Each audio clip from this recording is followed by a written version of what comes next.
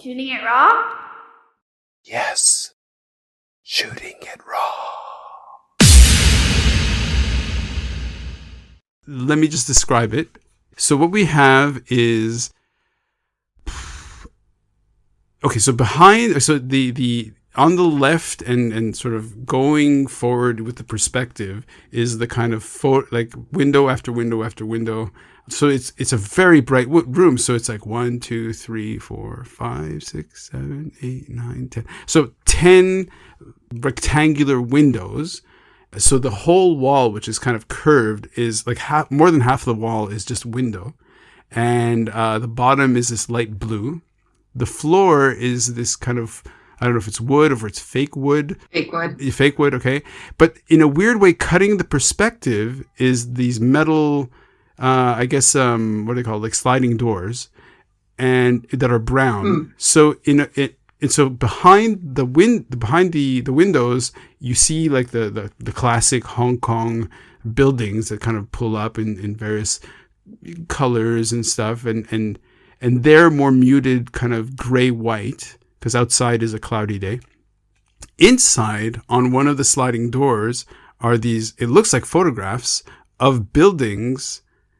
So it reinforces the feeling of what's outside is actually on the inside, yet what's inside is much crisper and cleaner.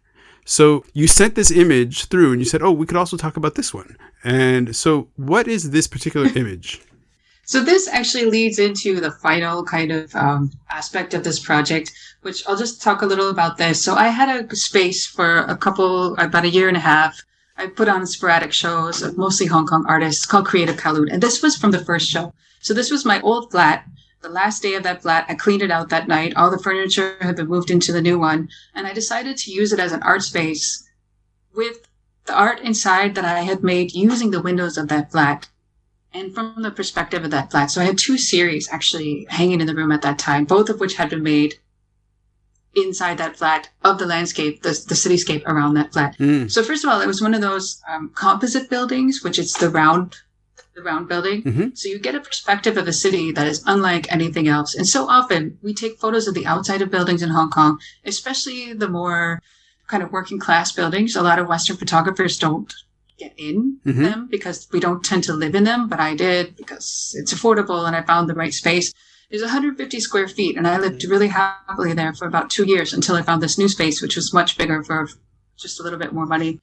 And so I made 2 series, one of which was the reflections of the windows. So it was like a double exposure, but it was actually a reflection in the glass as well. And that gives you a different optic look and color that you can't get with the double exposure. Right. It's quite interesting. And then the other was the cyanotype prints that I took over 2 years. I made them from the window. So essentially I turned the windows into alternative process printing plates, if that makes sense. Yeah. So I had these large scale papers that I coated with these alternative chemicals. And then on the longest and shortest days of the year, on the winter and spring solstice, I left those papers in front to soak in all the sunlight from that day. So these papers contain in them all the sunlight of that day, the chemical reaction of that.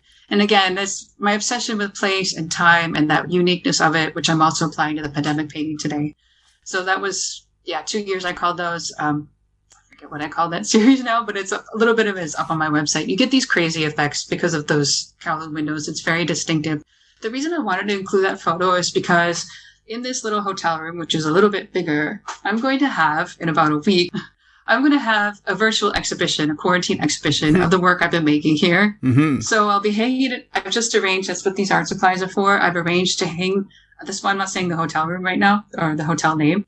I'm going to hang it on the walls, and then I'll have an exhibition of the work made in quarantine that I'll share with people. How will that happen? I'm still figuring that out.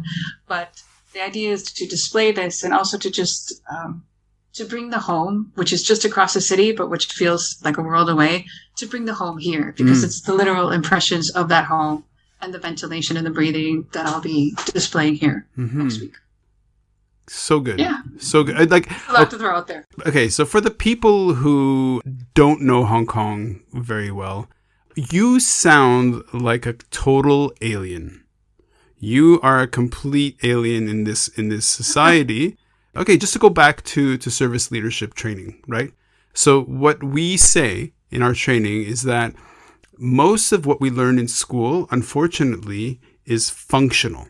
It's all about functional, we call it a dimension, but in a way, when you show up to do something, that's what people notice first, right? Your functional thing. And in Hong Kong, which is all about like the big industrial services, or not industrial services, but the big services, which are like banking, finance, legal, it's big money. It's kind of like people's soul hasn't gotten the time in the spotlight the way it has. Like, I came from Montreal, right? So in Montreal has such a vibrant art community. And it's a beautiful city. Yeah, it's a great city for that. But we left because on the other side, it was a hard place to live in, for you to, career-wise and whatever. So Hong Kong is definitely a place where the arts have been very muted. And yet, so I've been here 17 years. And over time, in the time that I've been here, the arts community has begun to kind of flourish.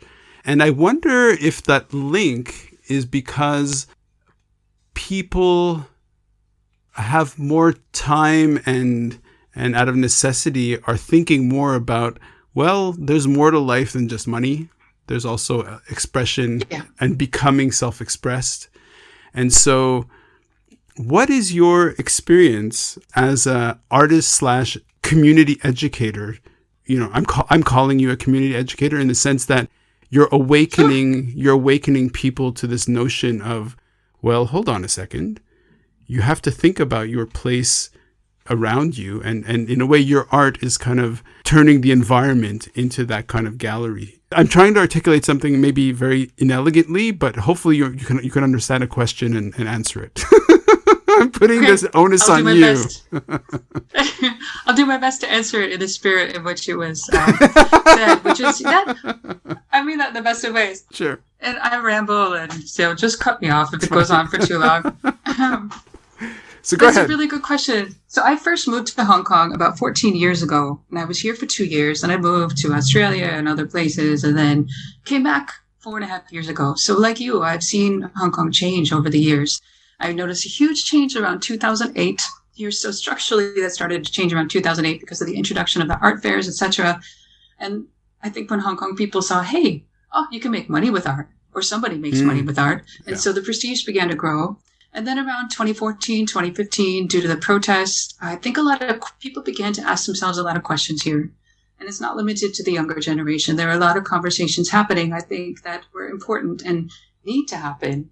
If you're living somewhere in flux and change, what does being a Hong Konger mean? What do we want for our city? All those kind of things. And that's when I think we really saw a lot of people coming together, especially younger artists, making things happen. And yes, okay, as a foreign artist here, a Western artist, I will never be a Hong Kong artist. It's just how it is. There were post-colonial society. Even if my Cantonese was great, I still would not belong. And that's fine. But, you just have to accept, I have to accept that. I feel, living here as an outsider. But I have a lot of great exchanges with Hong Kong artists. I have so much respect for what they're doing of different generations here. I think as somebody who works in education, I'm a third generation educator. I don't have a teaching certificate because I'm not a teacher. I'm an artist in residence. So I work with kids from 2-year-old to university age with the foundation that I work for. We have 20 campuses in China and then several campuses around Hong Kong, which is how they can afford to employ somebody who's not a teacher. My role is ambiguous, and I love that because I go into this classroom, which is its own ecosystem. I'm with them for 2 weeks to work on something huge that basically gives them ownership of their space and makes them feel like they belong in a way, especially for students who maybe aren't always as academically minded. They can often excel at art. And Hong Kong as a whole is realizing that money isn't enough. Money won't save you. You need money. And actually, Hong Kong taught me that, the importance of being really fiscally responsible. And I think more artists need to learn that, and how to just manage your money, think longer term about your future, and not have to be dependent on the welfare state or something. So Hong Kong was really good for that for me. So I think it goes both ways. And I'm really excited for the future, actually. And I say that a lot because I am committed I will be moving home base to Europe eventually, but I want to continue to have a studio base of some sort in Hong Kong. Uh-huh. Have it be part of my life for the rest of my life. Yeah. Sure. I hear you. I love Hong Kong people. I hear you 100%. Elizabeth, this has been really, really good. I really enjoyed this. And so how many more days until you're released from prison? Prison with velvet walls. So I'm on day 8 now. Okay. So, Day 8 of 21. So I still have a while longer. Basically, I have another week to finish this series, and then I'll exhibit it virtually for a week. I'm going to hang it on the wall of my hotel room while I work on a new series about confinement. Thinking a lot about confinement these days. Yeah. So we got a while. Thank you so much. It's been wonderful. You've got an awesome view. And thank you. I really appreciate it.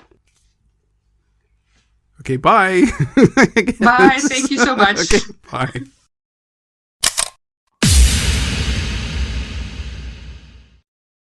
So is life really a gift? Really?